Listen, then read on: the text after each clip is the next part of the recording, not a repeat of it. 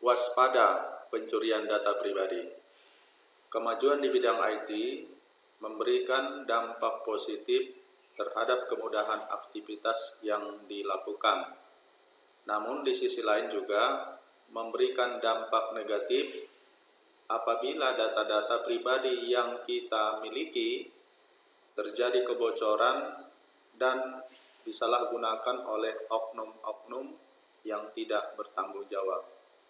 Untuk itulah dibutuhkan kewaspadaan kita untuk selalu menjaga data-data pribadi agar tidak disalahgunakan oleh oknum-oknum untuk kepentingan pribadinya.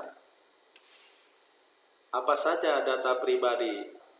Yang pertama adalah nama lengkap, kemudian alamat. Yang berikutnya adalah nama ibu kandung. Nama ibu kandung ini biasanya digunakan pada saat membuka rekening di perbankan. Diharuskan atau diwajibkan kita mencantumkan nama ibu kandung. Kemudian kartu keluarga, KTP.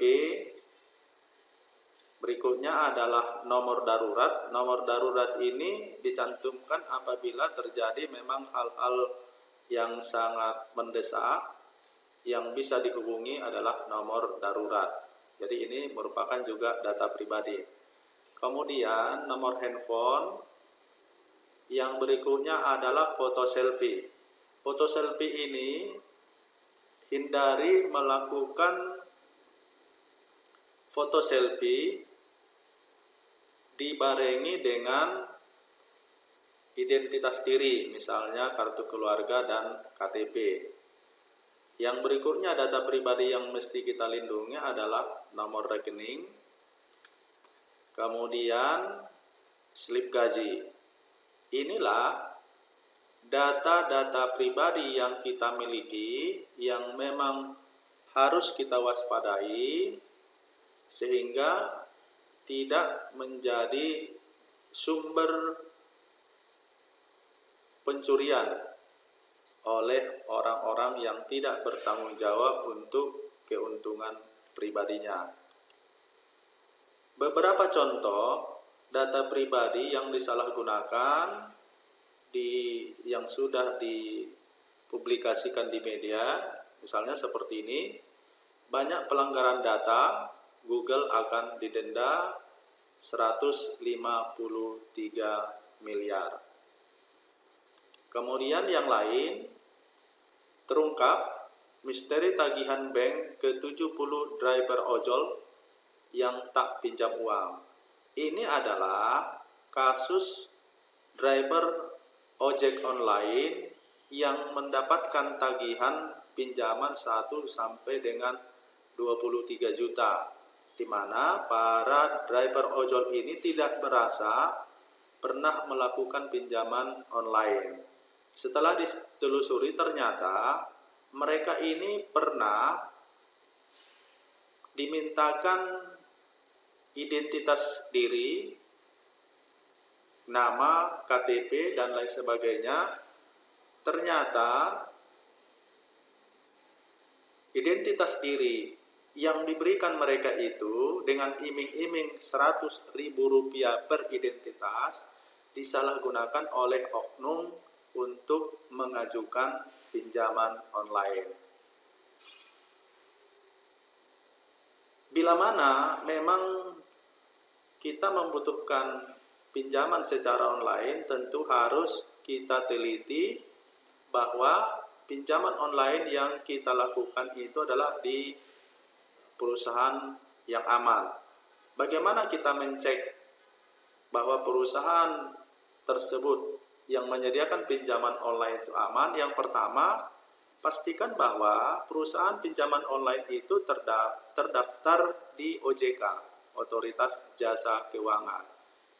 Sehingga ketika kita mengajukan aplikasi pinjaman secara online, maka data-data pribadi kita di perusahaan yang terdaftar di OJK ini agar lebih aman. Kemudian harus kita teliti syarat dan ketentuan. Biasanya di dalam klausal pinjaman itu ada beberapa ketentuan dan persyaratan yang memang harus kita sepakati. Dan persyaratan dan ketentuan ini harus secara teliti kita baca, kita pahami, karena memang syarat dan ketentuan ini selalu dituliskan dengan huruf yang sangat kecil. Jadi dibutuhkan ketelitian kita untuk membacanya. Yang tidak kalah penting adalah bahwa waspada permintaan akses data ponsel. Sering kita melakukan login terhadap satu website atau bahkan menginstal program di smartphone atau di personal komputer kita yang ujung-ujungnya di akhirnya kita diminta akses data ponsel yang kita miliki bisa mereka dapatkan. Ini harus kita waspadai, apalagi penginstalan yang kita lakukan itu memang tidak ada urgensinya dengan permintaan daripada akses data ponsel. Kemudian contoh penggunaan daripada data pribadi yang lain yang disalahgunakan di sini. Data pribadi 214 juta pengguna Facebook dan Instagram dicuri. Kemudian yang lain di sini ada berita juga SafeNet sebut 3 jenis pelanggaran data pribadi. Salah satu jenis pelanggaran data pribadi itu adalah bahwa di dunia online saat ini ada terjadi grup jual beli data.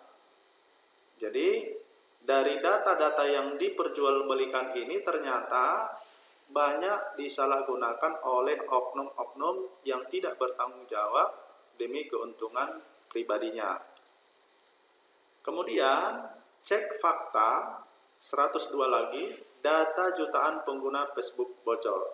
Ternyata data daripada pengguna media sosial Facebook juga banyak terjadi kebocoran. Contoh berikutnya adalah 1,3 juta data pribadi pengguna Clubhouse disebut bocor.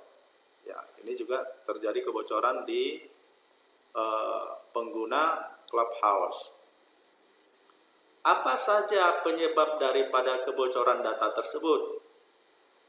Yang pertama adalah penyimpanan data ceroboh. Perhatikan cara penyimpanan data mulai dari username, kemudian password mobile banking, hingga data nomor rekening yang kita miliki. Kemudian kalau di perusahaan dipastikan bahwa data di perusahaan itu tidak sembarangan orang memiliki hak akses yang tidak punya otoritas untuk akses data tersebut. Kemudian penyebab yang kedua adalah akses dokumen yang sembarangan, ya, baik itu pengaksesan file, email, dan foto. Kita pastikan bahwa hindari juga penggunaan WiFi umum atau yang gratis untuk transaksi elektronik maupun perbankan secara online. Sebab banyak kejahatan cyber dan virus atau malware yang sifatnya berbahaya yang mengintai di balik fasilitas umum dan gratis tersebut. Jadi hindari mengakses data pribadi yang sangat sifat rahasia di hotspot atau wifi gratis. Kemudian aplikasi pinjol tidak aman. Biasanya banyak aplikasi pinjaman online itu masih menggunakan template, belum membangun sistem sendiri, sehingga sangat rentan dengan terjadinya kebocoran daripada data peminjam secara online. Apa yang harus kita lakukan agar data pribadi yang kita miliki tersebut tidak terjadi kebocoran? Yang pertama adalah hati-hati memberikan data pribadi. Jangan lupa bahwa data pribadi tidak sembarangan kita berikan terhadap orang yang tidak berkepentingan terhadap data pribadi kita tersebut. Kita pastikan bahwa data pribadi yang kita miliki itu harus memiliki akses yang aman sehingga tidak dapat disalahgunakan oleh orang yang tidak bertanggung jawab. Kemudian yang kedua, yang harus kita lakukan untuk menghindari daripada pencurian data tersebut adalah budaya peduli bisnis dan keamanan.